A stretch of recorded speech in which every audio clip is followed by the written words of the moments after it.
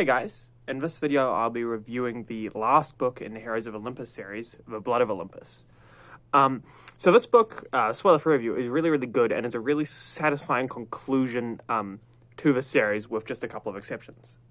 Or just one exception, I guess. But other than that, it's sort of really satisfyingly concludes the series, gives us some nice conclusions to all the character arcs. Not necessarily conclusions to some of them, because obviously they're still going, but I guess a satisfying sort of checkpoint, if you will, on the character arcs. It's fun, takes the plot to a conclusion, and it's just a really nice way to end off the series. So if you're worried that the series doesn't end well, I wouldn't be too concerned about that. And if you're also halfway through and figuring out whether you can be bothered to keep going, I would definitely suggest that you do.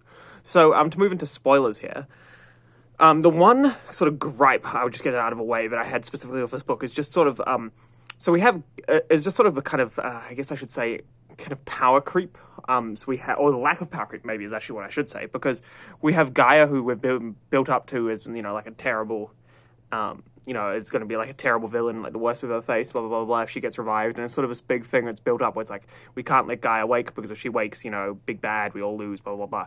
But then Gaia gets woken, and it's not really that big of a deal. They sort of just kind of like beat her up, right? Like literally, they take her into the sky and then they beat her up.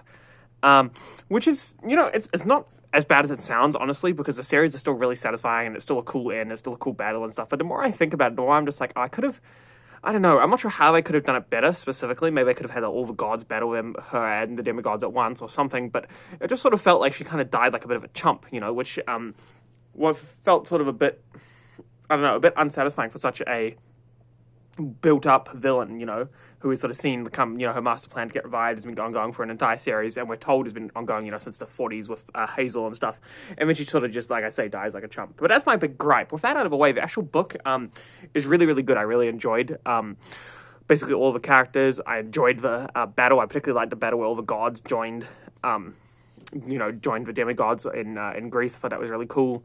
I really liked I gotta say, Leo's story sort of stuck with me. I thought it was really cool how he rescued Calypso from Ogygia, if that's how you say it. And I just thought that the sort of function as a really nice sort of end to the series. It was cool to see Festus back in action as well.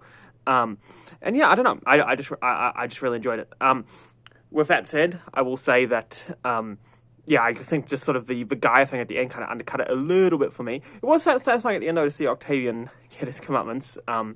But yeah, and this book sort of, like I say, I've said this in all my previous reviews for the series, it sort of suffers from the, what sort of has the twin things, where it's really fun and interesting and enjoyable, and it's like a good ride, and sort of feel like you're on a bit of a roller coaster. Things are happening, you're enjoying it. But at the same token, nothing makes any sense, and there's so much stuff that like is unexplained, or the explanation doesn't make any sense, like with Zeus, he's just the worst, dumbest god ever, and could easily have, all of these problems could easily be dealt with if he just wasn't such an idiot. And it's like, this guy's the king of the gods, really? I mean, come on. So yeah, I will say that was a bit painful, and that's sort of a problem that Percy Jackson suffers from all the time, where it's like, either the gods are stupid, or there's it doesn't make sense. Probably a bit of both, to be honest. But yeah, so I will say, it sounds like I'm complaining a lot, but like I say, there's the flip side of that, where it's just really enjoyable, well-written, and as always, Riordan's on point with the comedy. It's really funny, this book, just consistently, and yeah, I gotta say, it was just a fun book, and I enjoyed it. So, I would say that if you've read this series, actually, you know what, I'm going to save that for the sort of series overview I'm going to do, which I'll do as a separate video. But yeah, so just to conclude this video, enjoyable book. It's had relatively satisfying conclusion to the series. Maybe not so satisfying in terms of kind of like a plot big battle, but it is very satisfying in terms of, the characters, and just kind of bringing the series to the close that you kind of knew it was coming to. So yeah, thanks very much for watching, and I hope you have a great day.